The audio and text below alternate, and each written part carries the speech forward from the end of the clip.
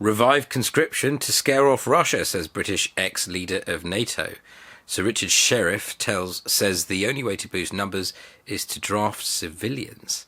A former NATO chief says it's time to think the unthinkable and consider bringing back conscription in order to deter Russia from all-out war.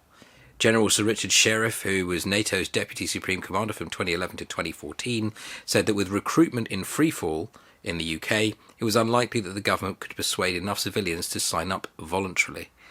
In a letter to the Times, he said that conscription might be necessary, therefore, in order to avoid a catastrophe should Russia feel emboldened to take on the NATO alliance. Although the reserve army can go some way to reinforcing the regulars, now's the time to think the unthinkable and look carefully at conscription. To most professional soldiers, myself included, conscription is anathema. However, if deterrence is to be effective, Russia deterred and catastrophe averted, it might be necessary, he wrote. Hold on a second.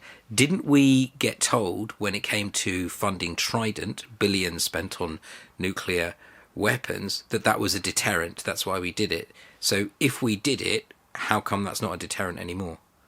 If you want to deter Russia, why is nuclear weapons not good enough?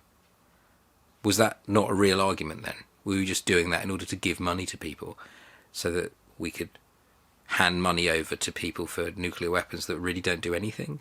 Are they pointless? Is all that money being wasted? Could we have spent that on another deterrent, such as soldiers at home? Pay them properly and you don't have to do conscription.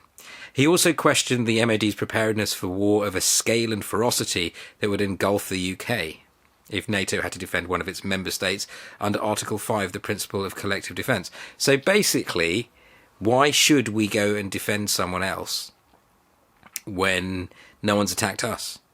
Basically, Russia is, if Ukraine get membership of NATO and then afterwards they get attacked, then British soldiers will be sent there. Conscripts.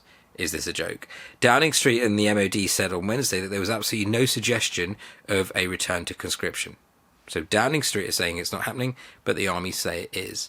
After General Sir Patrick Sanders, the head of the army, so somebody else, said that civilians needed to be trained and equipped to fight in a citizen army in the future. His comments, made in a speech in Twickenham, have started a debate about whether the UK needs to bring back conscription and what a citizen army would mean for ordinary civilians.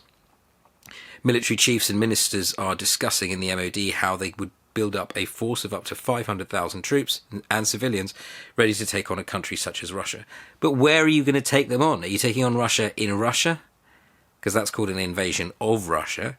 Or are you taking them on in Ukraine, where we shouldn't be anyway? Or in Britain, when we've got a nuclear deterrent to stop people from coming here, or something like that? Although civilians would have to be persuaded to volunteer under the plans, the Defence Secretary can recall former servicemen and women who have left the military within recent years to fight. Anyone who left the army in the past 18 years and is under the age of 55 could be forced to return by law. Until the early to mid-1990s, people who were still subject to their reserve service liability were required to attend one weekend of training each year, at which they would be put through mandatory fitness and weapon handling tests. The military is struggling to recruit young people with thousands of vacancies in the three services. Although during wartime the chiefs would expect there to be a surge in those willing to fight, to get the numbers needed to take on a country such as Russia would probably be challenging. This is total propaganda, isn't it, from the Times, which is, of course, a government newspaper. But then in the comments, they say things like, oh, Capita are in charge of recruitment, and Capita have fucked up the vaccination programme, and so many other things. They say, for example here, this is Sarah Barnes, how absurd, the government has stripped us bare, broken everything, tried to divide us, and now we're forcing people into conscription. We're told forcing into people into conscription will scare off Russia. Publish the Russia report in full first, if you dare. Yeah, because that's the whole thing, isn't it? Russia were, in a way, Russia, or Russians close to Putin, have donated so much money to the Conservative Party. But a range of different responses. Clowns to the left of us, jokers to the right of us, stuck in the NATO with you.